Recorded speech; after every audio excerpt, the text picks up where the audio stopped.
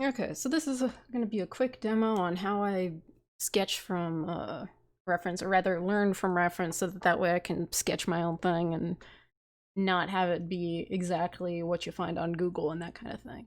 So again, you're using the photos or whatever as your reference.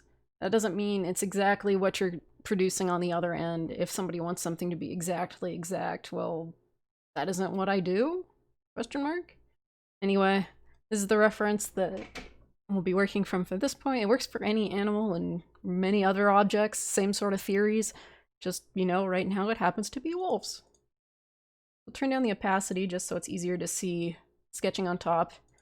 And we'll think about one of the first things you do if you're really unfamiliar with what the heck the thing is you break it down into the basic shapes that compose it. Yeah, they're probably something underneath, like the overall layout of the skull, or something like that. But you're basically, when you're breaking it down, you're just looking for sort of a roadmap that you make sure that you have your proportions right. You make sure that you aren't drawing a giraffe neck on a wolf, that kind of thing. So when you're looking at it, the things you're looking for are the big shapes and lines that mirrored objects are lined up on, and also other angles that are really important. Like, okay, so if we're looking at this one, there's obviously a circle here for the head. You can refine that into other shapes as well. You could decide, oh, instead of a circle, you'll make it that shape because that's closer to what the actual skull is. But that's, 90% of the time a circle's fine, it's faster to draw. So, okay, if the skull is that big, then okay, so we're looking, the muzzle has this angle at the end here, and it comes back like this. This is the bottom of the jaw. Okay, what does that actually mean? Well, if you look, you can look on the fur and you can see that that's the midline of the face, and that stuff gets all weird right here because that's where the muzzle connects. Okay, the midline continues down and it gets really hard to see on the end of the nose because this is almost a side view. So, okay, the muzzle wraps down around here. You can see that the end of the jaw is somewhere in the fluff over here. Let's see. The edge of the muzzle on this side is kind of like that. Again, it's not a very big transition there. And you're trying to figure out, okay, what else? What are there other landmarks that I need to check out here? Okay, the nose. It wraps around like that. What about the eye? Okay, there's the eye itself in here. But what about around the eye? How do you figure out where to place that eyeball? Well, you can see that there's sort of a triangle shape. I might have the opacity too low to see it very well, but you can see there's sort of a triangle shape around the eye usually, and a little dot up there where the eyebrow is. And okay, that's a good way to figure out how to do it. And you can see on the other side, here's where the eye is on the other side, and you can think of that little angle over there, because here's the eyebrow and the top of the eyebrow there. But since it's wrapping around the figure, you can't see it that well. So then, okay, let's think of another thing. Well, there's that corner of fluff over here. Well, how do you figure out where that fluff is? Well, guess what? If you look at the direction of the fur, it lines up with that. Okay, what about the ears? Well, the ears, obviously, they'll be in line with each other. Like, if you look down, they'll both be on pretty much the same line. Like this. I mean, obviously, they can rotate, but, just as a starting point, you can see that the line will come from about here and then wrap around the skull, and this is drawing through the skull on the far side. It'll be something like that. Because here's the top of the skull, here's the far side of the sphere that we're working on. So the two edges of the ear are about here, and it's hard to tell on that one because it gets so foreshortened. So if the front of the ear is like this, over here, you figure out the midline, which is sort of where the fluff goes. And then if you're really being smart about it, because you're going to eventually turn an ear, or you just, you're blocking it in right now and you're going to turn the ear later, you figure out that the back of the ear is about like this or so. Like, this is one of those, you've looked at the image you've looked at like 30 different pictures of wolves from different angles, and you know that there's the depth in the back of the ear. So again, here's the front of the ear, which is basically in line with itself because it's slightly tilted away from the viewer, but, the back of the ear is somewhere over here, which is why it's coming back like that. So, the ear is this shape.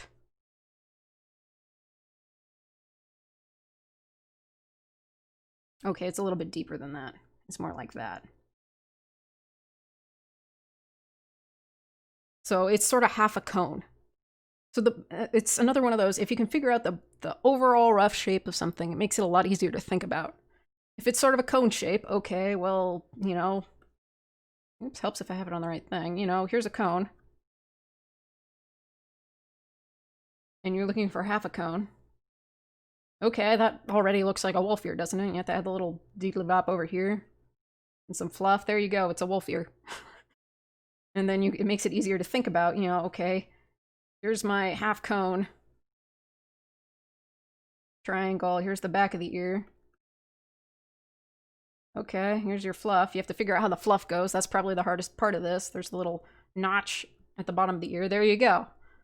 You need some fluff back here too. Okay, that makes it easier to think about when it comes to all these shapes. So, you know, you want to take... Okay, here's the mouth. We'll just add that line in.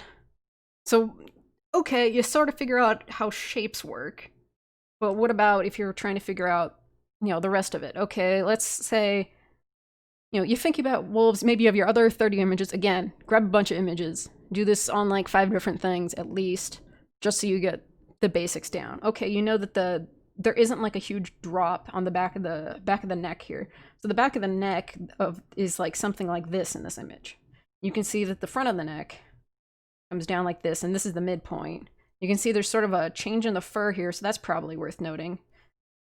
And you can see that the overall shape of the neck is like that. And it comes back over here. This is the behind the figure thing. If you draw through the form, it also helps, because it'll help you align stuff like the ears. It'll help you align stuff like the nose, or like the muzzle, but that'll be more obvious when I do my little sketch over here. You know, when you have stuff like this, you can also figure out, okay, you know, there are legs coming down like this, but the overall body shape is still this sort of like ovular thing. So you need to keep that in mind when you're drawing a wolf more from the front, that it isn't just a circle with some legs coming off, because that isn't the way a wolf is shaped. A wolf is more aerodynamic, and you know, they need to be able to have that showing, because they have that like, they're more narrow in the front than you would think. Anyway, so we learned from this. Okay, let's check a few other things. Well, what proportions are these? Well, the main thing is to make sure that the muzzle isn't like drawn like a freaking like greyhound or something, where it's like hideously long or really short like a bulldog. So, okay, well, let's just figure that out. So the whole skull is like this long, right? This is just like maximum distance. So if the muzzle comes to about here, then okay, that's like what? I mean, that was one thing. It might be that might almost be like golden ratio or something. It's one of those where it's like, it's pretty close to it. But if you're just wanting to fudge it, you can say they're basically the same size, and then chop a little off the end of the nose each time, and it'll probably be pretty close. I mean, again, this is just to get you in the right universe, and especially if you're working digitally, it's a lot easier to be like, oh yeah, I drew the nose too long, let me scooch that back a bit, especially if you're have it at more of a side view, because then you can just, you know, lasso select and scoot it back. If you're doing a lot of perspective, obviously you might have to resize a little bit too, but, you know, that's one way to think about it. And obviously if you look at this one too, you can see that, you know, if we're using the proportions here, you know, so here's your circle. Oh, my circle is not very good on this one. You know, same difference. And you can see the okay, the mouth is open a little bit. So we'll maybe make it more like... You can see that, let's see, it's about that much. You can see the ratio of, you know, how thick the skull is versus the muzzle. Obviously this one isn't the best because the mouth is open, so obviously that drops the jaw. So make sure that if you were trying to figure out, you know, how thick is the muzzle in relation to the skull itself, that you're using one where the mouth is closed, because otherwise you might end up making these really chunky muzzles because you forgot that, you know, the jaw was open on one of them, so it adds that space at the end of the face. So anyway, okay, you've sort of figured out a rough thing here. Now what the heck do you actually do with it? Okay, so you want to draw a wolf. Maybe you don't, after you've done this a few times, you'll sort of have the things figured out, the ratios, the angles. So okay, now what? So you want to draw a wolf. You know, you can obviously do a fairly close copy of that image if you're, you know, just learning. Of course, if you're working from images that are not your own, don't post them unless you're saying these are a bunch of studies and you don't claim the original things. Obviously, if there's something like, gosh, what is it, Dawn Thieves or whatever, I believe they say a link to it and give the photographers credit. That's always great. If you're just doing this to learn, you know, maybe just keep it on your own drive, and nobody has to know that, you know, you were borrowing stuff off Google to learn. Because this is, again, just learning. This is not how I'd do a final image. I'd be doing a lot of stuff like this, figuring it out, and then be, okay, so what have I learned? I'm going to apply that to my own sketch. So that's why I'm starting over here and making, okay, here's my head here. We're going to make it not as close to the angle there, so we'll figure out the midline of the face will be somewhat like that. So that's an easier to draw angle than that. You'll notice I added this light line, which is the back of the skull, which should just be so that way if I want, I can figure out, you know, where would the neck be? Okay, there's a neck over there somewhere. Who cares right now? Okay, so if we take that, let's see, what should be next? Well, we'll probably figure out where the muzzle should be. So if, you know, we'll put the muzzle about right there. Let's draw through the form and figure out where the muzzle is. It'll come out somewhat like that, I think, because you can see that looks like it's going pretty well through. It's pretty evenly through the back of the back of the sphere. That's the other thing, is then you don't end up with like a muzzle that ends up like, if you're looking top down, like going like this and here's the nose, your eyeballs. That is bad.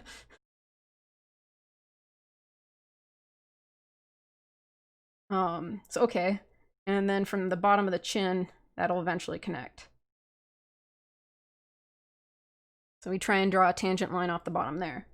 Okay, so we sort of have that blocked in. The nose should be parallel to that line. So does that look like it's the right distance? That to that? That looks like it's a little bit too long. Because it needs to be shorter. So maybe about there. And that might actually be about the right distance, or the right width for the muzzle too. So we'll just block that in, and if I have to shrink it a little bit, so it goes. Because again, this is just so you can get stuff in the right universe, and you can tweak it to your heart's content on a different layer. And let's see, there's that angle, so it needs to be a little bit sharper. Okay, so this line is maybe too even. Maybe it's more like that. And then the nose is down here somewhere. All right, so, and maybe block it off just so that you can see where it lands on the side of the skull. So what about the rest of the thing? Okay, let's figure out the eyes. Remember, they're inside of these big triangles. So the triangles are a lot easier to wrap around the face. Once you have a feeling for how big those are, it's like a good like block that you can adjust no matter how, you know, to whatever style you're working with. And again, that's like, I think that was in like Balto and stuff too, and I'm pretty sure that there's sort of similar markings on like Lion King and stuff, where it's just like, it's a good shape for you to figure out where the heck you're, you know, you're floating around on the face. You know, put your eyeballs in. Okay, that one's drifting too far. There, eyeballs. Okay, so we have the line from the corner of the eyes out for the fluffs. So the fluffs are somewhere out here, maybe like that, if you foreshorten it. So okay, we got a fluff now. I'm just sort of connecting it to the skull so that way it doesn't like run away. Okay, the eye should probably be a little bit more inset, because if you think of the oh, actually, let me fix that. No, I see what the issue was. Let me just fix that eyeball. Beep. Okay, let's think about ears. So again, it's a line that wraps around the skull. In this one, it's not too different from the top of the skull just because of the placement. So okay, if we say the ear is like right here, the same thing will be exactly the same placement on the other side, which is harder because of perspective. And we draw in our little triangles. Figure out whether we can see the back of the cones here. A little bit on that one. Not so much on this one because I have it pointed directly at the viewer. And, you know, add the front of the muzzle. Your fluffs. Maybe I drew the neck too thick. So you could see that it comes down and it has a fluff. There's the far end of the neck. And so it's something like that. I mean, this is all you're trying to do, is you're trying to just block it in, and then you can do whatever you want. So, you know, when you have something blocked in like that, then you maybe turn down the opacity, or if you're working traditionally, grab a piece of tracing paper, put it on top, and then you can go in and, like, you know, actually make it look like the thing, where you know, add in all your little details. Maybe that's where you decide the muzzle is too thick. And so you decide, oh wait, I'm gonna move that eyeball over a little bit. And if you're using tracing paper, the way you do that is you tear off a little thing, you draw the eyeball, and then you tape it down again. It looks really messy, but then you draw another, you grab another piece of tracing paper, put it on top, and trace it all together, and suddenly it's all magically together again. So you just go over and you clean it up. You can all do this. You can also do this in pen, which is almost to a point better because you have to make a decision. And when you make a decision, you get a lot more like confident about, okay, I'm going to draw a circle. So you sit there and you think about your circle, and then you eventually draw your circle, and maybe you do it so it's like sort of like that. Or maybe you actually get lucky and, you know, you do it just like that and you're like, okay, I'm okay with that. It is very light. You know, when I go through and I turn that into an eyeball, you know, you aren't going to see that as much because, you know, the other lines are going to sort of hide it and it'll be fine. Don't worry, guys. It'll be fine. And you won't see the other lines. You'll notice the main ones. Obviously, on digital, you can just go and find the other thing and turn it off, and then you're left with whatever. Like, okay, this might be a little bit low. I might have actually needed to have the back of the skull up a little bit more. So if I'm thinking about that while going over it, you know, maybe I'll move the ear up a little bit.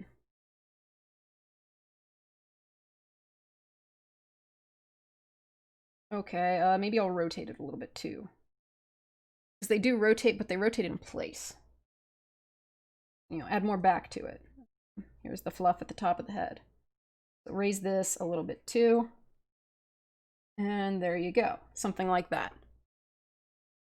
Obviously, it's not exactly perfect because I would have kept working on it and done a few more sketches and, you know, moved up this section of the mouth maybe. Maybe I decided that's too thick, which I think it is. And boom. The eyes still feel really far apart, so we're gonna fix that. But just keep doing stuff like this where you're tweaking it.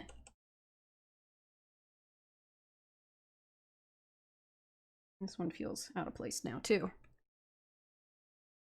Now the first one feels too close. Maybe like that. Where's the midline of the face? So it comes down like this. That's the midline of the face.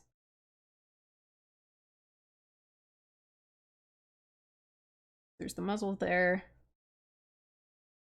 When you think about it, you erase lines, you add lines. Whatever helps you, you know, figure it out. Like, there is that sort of natural divide in the fur. Or maybe it's something like perspective-based that's causing the eye to look weird. You know, it's like fussing. I would zoom in and, like, you know, adjust it. Like, right now it just looks awful. Let's fix that. Alright, so again, here's the line the eyes are on. So if we had this coming up, so then something like that.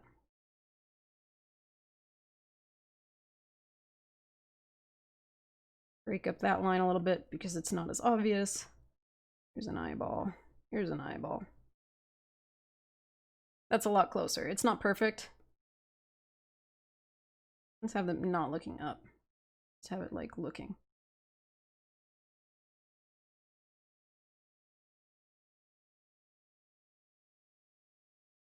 Yeah, it's not perfect, but, you know, it's like, I liked my other one better in the recording that didn't glitch.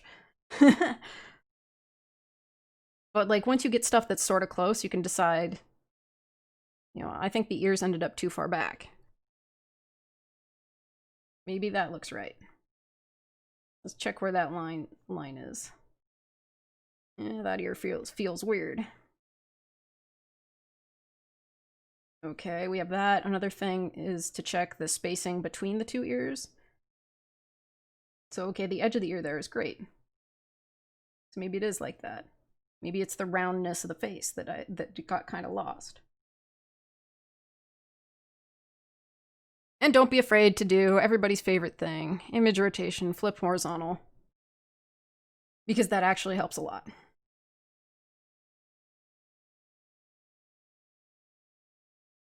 Because that allows you to sort of, like, if you get too used to seeing something, it's like like, if you see yourself in the mirror a lot, you get used to, like, how you, like, look to yourself. And then if you, like, see yourself in a mirror, you look weird, because that isn't what you're used to. So then you can see, okay, it's part of the issue is this ear is also drifting off into space. So let's fix my ear here. Let's fix that. Let's make the fluff not quite so crazy. It still connects there.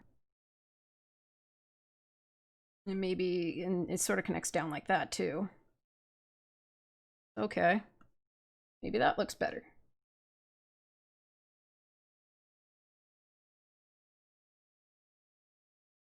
You know, and you just do the same sort of thing with every layer you work on. Okay, we want to make another one. And we'll turn off the lower one. No, actually, I'll leave it on. I'll just turn down the opacity a little bit more. Got one more solid color layer. This is just how I sketch, so it is kind of weird. I use masks. Hold on, it'll go away in a sec. Okay, so what if I wanted to use that as my final one? Actually select the mask. Okay. And then you put your final art over the top. And you're thinking about things like the perspective and that kind of thing. You know, what lines are you actually keeping? And probably having some sort of hint of the midline probably will also help you. Just because the midline is really heinously important and you don't want to, like, accidentally have it floating off in the moon. You know, you just sketch. And you go through and you finish up your sketch. And maybe this isn't your final art. Maybe this is just your, like, pre-line art sketch or something. It really depends on how you work. And there's the little divot there in the edge of the ear. I think there needs to be more ear on the back here. Come on, swap opacity. And this feels a little bit too close, so I'm going to move this corner of the ear. A little divot there.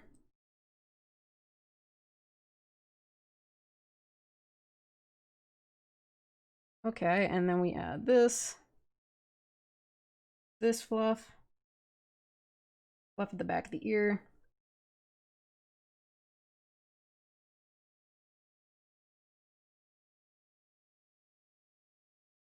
Okay, so if I flip him back, how does he look? Not too bad. Not my normal style. I don't mind the eyes though. He's a very chunky wolf. So now if I turn off the other layers, you can see what I'm left with. Which may be a little bit too rough, so maybe you want it more like that and you want to add some more of those lines in. But that's basically how I end up working. I'll end up with a bunch of different colored, usually pink layers, and then one black one on top. But the other cool thing of why I draw like this is because if I did decide I liked that layer because I spent too long cleaning it up, I can just change it to black. So hey, if you want to use solid colored layers in Photoshop for your line art, I highly recommend it because it's actually really useful. Anyway, this is my doodle, and I went way longer than I was thinking, so enjoy.